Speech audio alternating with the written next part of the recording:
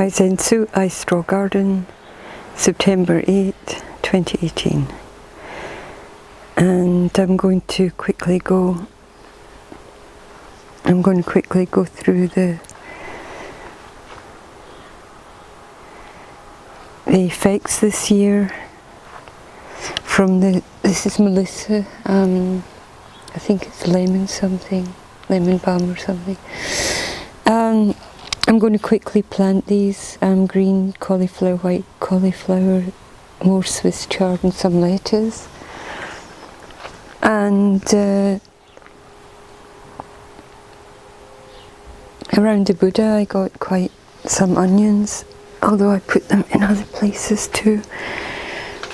The onions did really well considering in, I think, end of July and August they had a bit of heat stress. And they taste fantastic, so whenever you can, do your own onions.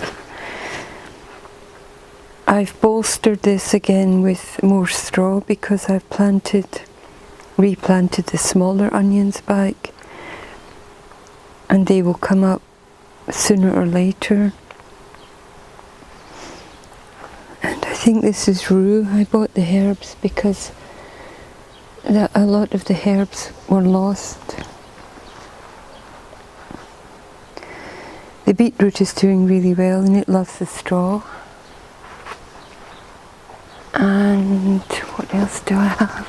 Oh yeah, the tomatoes were amazing. Man, they're still going. They're the never-ending tomatoes. I planted less plants. This is all the same plant. It just wandered and so tied up to the frame. But the tomatoes in the straw works really well. These were just like the baby tomatoes,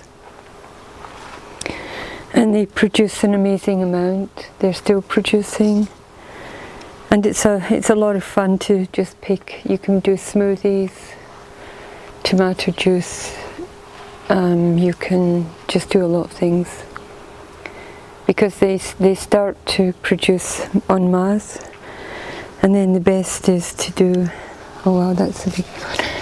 The best is to blend them or juice them. A lot have gone to neighbours and friends. Oh, I'm going to do the beans too. Even though it's September, it should go well. I'm leaving the horseradish in, it's actually migrating. So I'm leaving it in for a third year, and the horseradish leaves are beneficial. They can be juiced. And this is a slightly larger tomato. This one planted itself and is now producing later. These are still green, and it's only 2 tomato plants here. So this is a very good variety, but I don't know what, but they love this straw. A pear-shaped. And I would say that although I've built the soil up, just putting straw down, no dig, no till, etc., the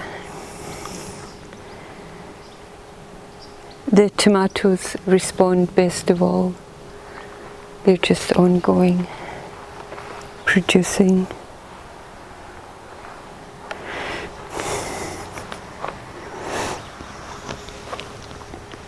That's my boss. He makes sure that I do the garden. Little guy, huh? He's peaceful in the morning, not jumping around biting me.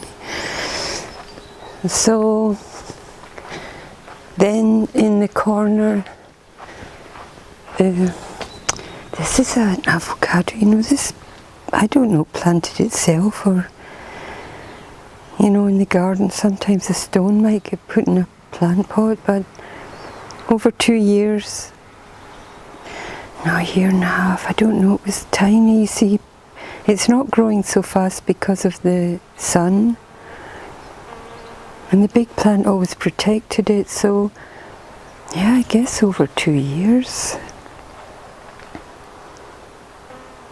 And I couldn't identify it at first, so I left it in, but for sure that's an avocado.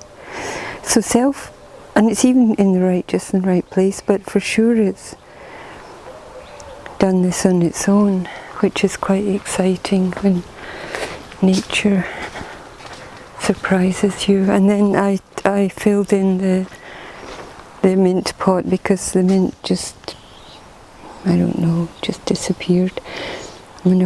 I then took out what was left, because if it comes up again it's going to swallow this new enterprise. And so I just made this nice, because the cats go out this hole and then they like to look at the plants or sit here, and so I made it into a nice little herb garden.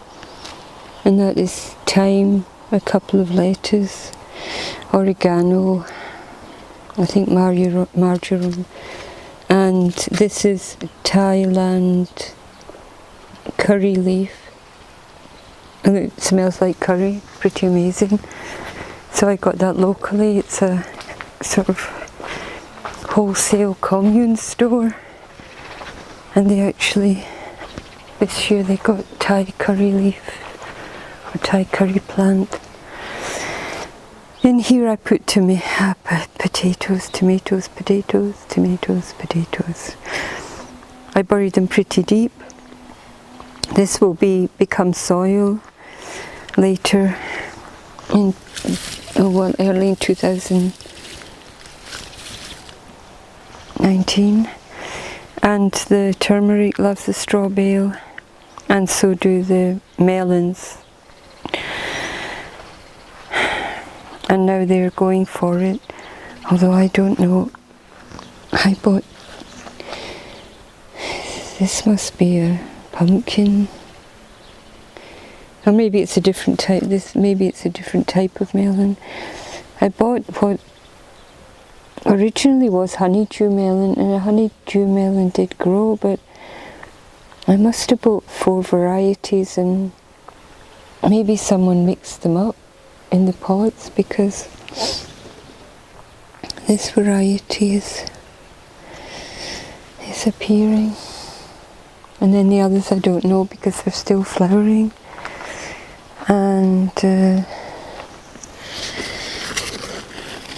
absolutely fantastic. Yeah, you see, absolutely fantastic with the straw bale. And I found that some plants, maybe to do with their location,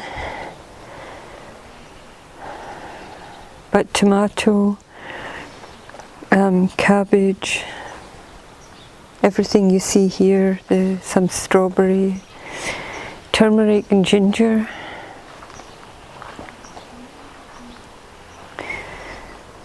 and I've put in kale, new, because I can see that the cabbage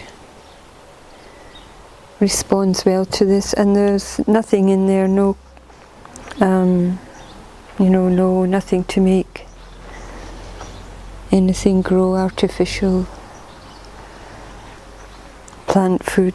That's a tobacco plant that helps with the pests, and it also later just goes on to it can be going into the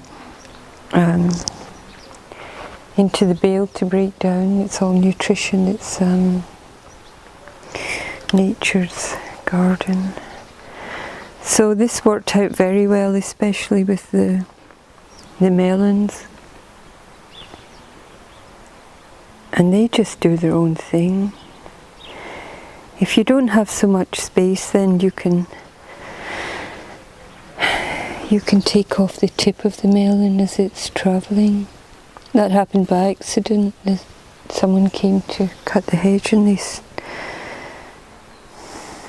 cut the top part of stood it or something. But I tend to, unless it's urgent, that it's getting way out of hand, like this is not going to go anywhere now at this time of year, and so you can top them off.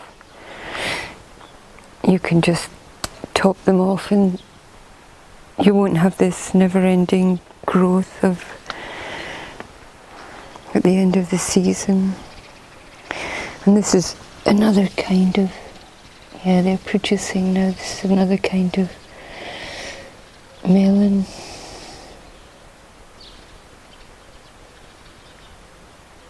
But if there was an emergency,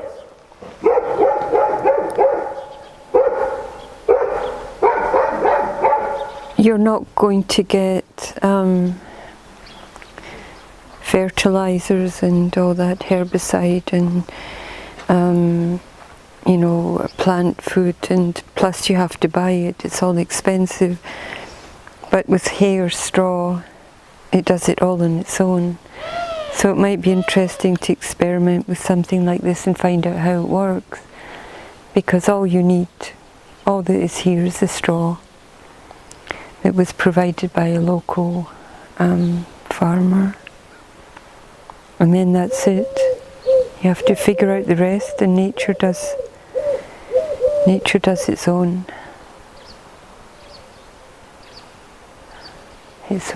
conservation. Just checking. Hey, you.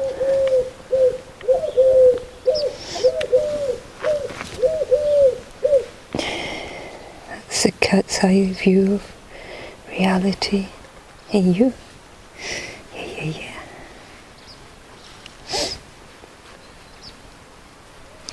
It's time to get fed, huh? Okay, that's that.